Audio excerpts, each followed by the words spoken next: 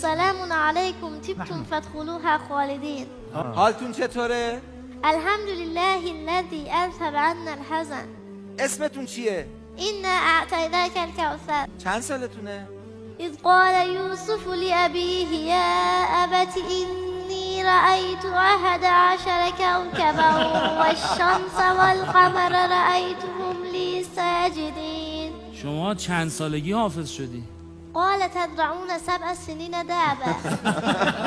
7 سالگی حافظ شدی؟ بله. خب چقدر طول کشیده تا حافظ شدی؟ ثم یأتی من بعد ذلك عام.